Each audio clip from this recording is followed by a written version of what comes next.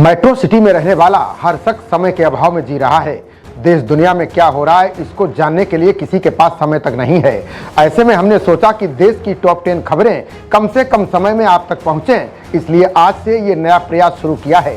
अगर आपको मेरी ये पहल अच्छी लगे तो लाइक जरूर करें और हाँ, शेयर करना बिल्कुल ना भूलें। साथ ही कमेंट कर अपनी प्रतिक्रिया जरूर दें। आज की सबसे बड़ी खबर महाराष्ट्र है। मुंबई के आजाद मैदान में देवेंद्र फडणवीस ने तीसरी बार महाराष्ट्र के नए सीएम के तौर पर शपथ ली है। अजित पवार और एकनाथ शिंदे ने महाराष्ट्र के उप मुख्यमंत्री पद की शपथ ली। शपथ ग्रहण कार्यक्रम में पीएम मोदी, गृह मंत्री अमित शाह, बिहार के सीएम नीतीश कुमार, आंध्र प्रदेश के सीएम चंद्रबाबू नायडू समेत कई दिग्गज नेता मौजूद रहे। इसके अलावा केंद्रीय रक्षा मंत्री राजनाथ सिंह, केंद्रीय मंत्री और बीजेपी राष्ट्रीय अध्यक्ष जेपी नड्डा ने भी शिरकत की। ये कार्यक्रम काफी लंबा चलेगा। इसके बाद अन्य कई मंत्री भी शपथ ले सकते हैं। दूसरी खबर झारखंड से है। झारखंड में हेमंत सोरेन के मंत्रिमंडल का आज विस्तार हो गया है, जिसमें झारखंड मुक्ति मोर्चा के 6, कांग्रेस के 4 और राजद के 1 विधायक ने मंत्री पद की शपथ ली। राज्यपाल संतोष कुमार गंगवार ने सभी को राजभवन के अशोक उद्यान में शपथ दिलाई। मंत्री बनने वालों में झाझमो के सुदीव्य कुमार, दीपक बरुआ, रामदास सोरेन, चमरा लिंडा, योगेंद्र प्रसाद और हाफिजुल हसन शामिल हैं, जबकि कांग्रेस की दीपिका पांडे सिंह, शिल्पी नेहा तिर्की, इरफान अंसारी और राधा कृष्ण किशोर ने मंत्री पद की शपथ ली। वहीं राष्ट्रीय जनता दल के संजय प्रसाद यादव को भी मंत्री बनाया गया है। तीसरी खबर इसरो की कामयाबी की है। इसरो ने 4 दिसंबर 2024 को प्रोवा 3 की लॉन्चिंग टाल दी थी। आज यानी 5 दिसंबर 2024 की शाम 4:04 पर लॉन्च कर दिया गया। लॉन्चिंग श्रीहरिकोटा के सतीश धवन स्पेस सेंटर के लॉन्च पैड 1 से की गई। मात्र 26 मिनट की उड़ान के बाद इसरो का सैटेलाइट अंतरिक्ष में स्थापित हो गया। इस मिशन में इसरो PSLV C-59 रॉकेट उड़ा रहा है। इसमें C-59 असल में रॉकेट कोड है। ये PSLV की 61वीं उड़ान और एक्सेल वेरिएंट की 26वीं उड़ान थी। ये रॉकेट 145.99 फीट ऊंचा है। 4 स्टेज के इस रॉकेट का लॉन्च के समय वजन 320 टन होता है। ये रॉकेट प्रोवा 3 सैटेलाइट को 6 से गुणे 60,530 किलो वाली अंडाकार ऑर्बिट में डालेगा। प्रोवा 3 दुनिया का पहला प्रेसिशन फॉर्मेशन फ्लाइंग सैटेलाइट है। यहाँ एक नहीं 2 सैटेलाइट लॉन्च होंगे, जिनका कुल वजन 550 किलोग्राम होगा। 310 किलोग्राम वजनी ये सैटेलाइट सूरज की तरफ मुंह करके खड़ा होगा। ये लेजर और विजुअल बेस्ड टारगेट डिसाइड करेगा। अगली यानी चौथी खबर उत्तर प्रदेश के संभल से है।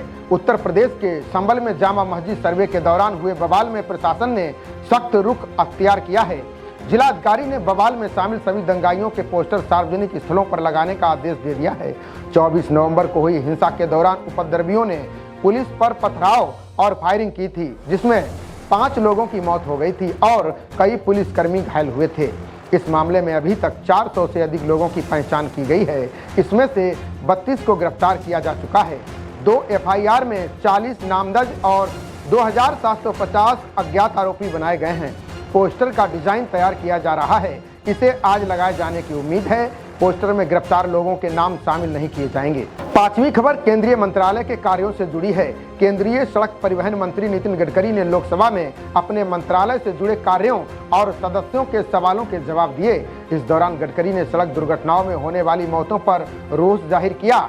इतना ही नहीं, उन्होंने सड़क परियोजनाओं में कॉन्ट्रैक्टर्स की लापरवाही से लेकर टोल केंद्रों की संख्या को लेकर भी जवाब दिया। बता दें कि राष्ट्रीय लोकतांत्रिक पार्टी के सांसद हनुमान बेनीवाल ने लोकसभा में दिल्ली मुंबई एक्सप्रेसवे की खामियां गिनाई थीं। उन्होंने 150 से ज़्यादा लोगों की मौत की बात कही थी। नागौर से सांसद ने बताया था कि अकेले दौसा में ही 50 से ज़्यादा लोगों की मौतें हुई हैं। उन्होंने एक्सप्रेसवे पर लगाए गए ठेकेदारों और अफसरों पर कार्रवाई और जाँच रिपोर्ट को लेकर केंद्रीय मंत्री से जानकारी मांगी थी। इस पर गडकरी ने कहा कि ये देश का सबसे लंबा एक्सप्रेसवे है और वैश्विक स्तर पर सबसे कम समय में बनाया गया है। इसकी कीमत 1 लाख करोड़ रुपए है। केंद्रीय मंत्री ने अपने जवाब में कहा कि लेयर में फर्क आया है, लेकिन मटेरियल में बदमाशी नहीं हुई है। अगली यानी 6वीं खबर अडानी मुद्दे पर आपसी टकराव को लेकर है। अडानी मुद्दे को लेकर इंडिया गठबंधन में दरार पड़ने लगी है। इससे राहुल गांधी के सामने इंडिया ब्लॉक में ही चुनौतियां खड़ी हो गई हैं। जिन वजहों से वो लोकसभा में नेता प्रतिपक्ष बने हैं, उसे संभाल पाना मुश्किल हो रहा है। हाथों में संविधान लिए जो विपक्षी एकता सड़क से संसद तक नजर आ रही थी, धीरे धीरे कमजोर पड़ने लगी है। तकरीबन सब ठीक ही चल रहा था, लेकिन अडानी ग्रुप के कारोबार की जेपीसी जांच के मुद्दे पर कांग्रेस और तृणमूल कांग्रेस में ठन गई। लोकसभा चुनाव में कांग्रेस के सबसे बड़े मददगार साबित हुए समाजवादी पार्टी नेता अखिलेश यादव को भी राहुल गांधी का संभल प्लान अच्छा नहीं लगा। उद्धव ठाकरे के मन की बात भी सामने आ गई है। बता दें कि कांग्रेस अध्यक्ष मल्लिकार्जुन खड़गे ने 25 और 27 नवंबर की मीटिंग बुलाई थी, लेकिन तृणमूल कांग्रेस का कोई भी नेता शामिल नहीं हुआ। ये सिलसिला जारी है। सातवीं खबर उन्नाव रेप कांड से जुड़ी है। उन्नाव रेप कांड में जेल में बंद भाजपा से निष्कासित पूर्व विधायक कुलदीप सिंह सेंगर को दिल्ली हाई कोर्ट से बड़ी राहत मिली है। कोर्ट की तरफ से सेंगर को मेडिकल आधार पर 2 हफ्ते की अंतरिम जमानत दी गई है।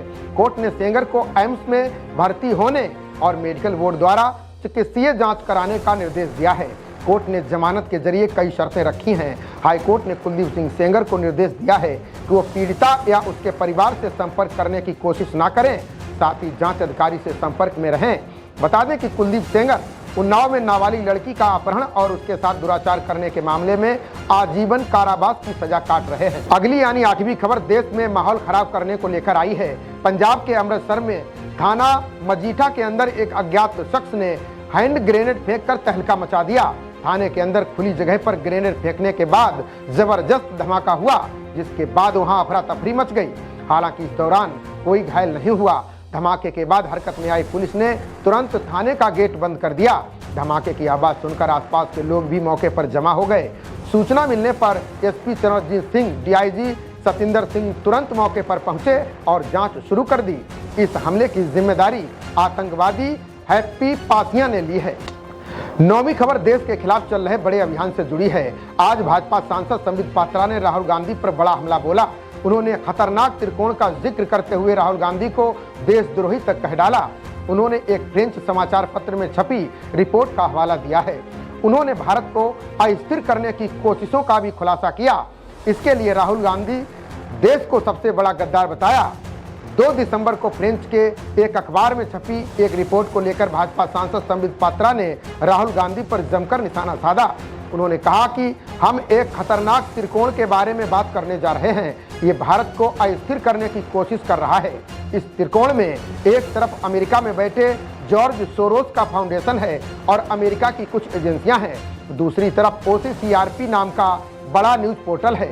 त्रिकोण के आखिरी और सबसे महत्वपूर्ण कोने में राहुल गांधी बैठे हैं। ये सबसे बड़े गद्दार हैं। उन्होंने कहा कि मैं ये शब्द कहने से डरता नहीं हूं। मुझे लोकसभा के नेता को देशद्रोही कहने में कोई हिचक नहीं आ रही है। 10वीं यानी अंतिम खबर खेल से है। आज बड़ौदा ने T20 का सबसे बड़ा स्कोर बनाकर क्रिकेट जगत में तहलका मचा दिया है।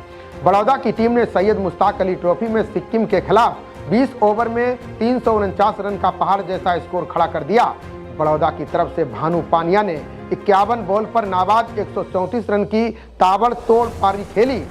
अपनी पारी के दौरान उन्होंने 4 चौके और 15 छक्के उड़ाए। इस मुकाबले को बड़ौदा ने 263 रन के बड़े अंतर से जीता। बड़ौदा ने अपनी पारी के दौरान 18 चौके और 37 छक्के लगाए, यानी बाउंड्री से कुल 294 रन बने, जो T20 इतिहास में चौकों छक्कों से बने सबसे ज्यादा रन भी हैं। टॉप 10 खबरों को देखने के लिए बने रहें जनप्रवाद के साथ। नमस्कार।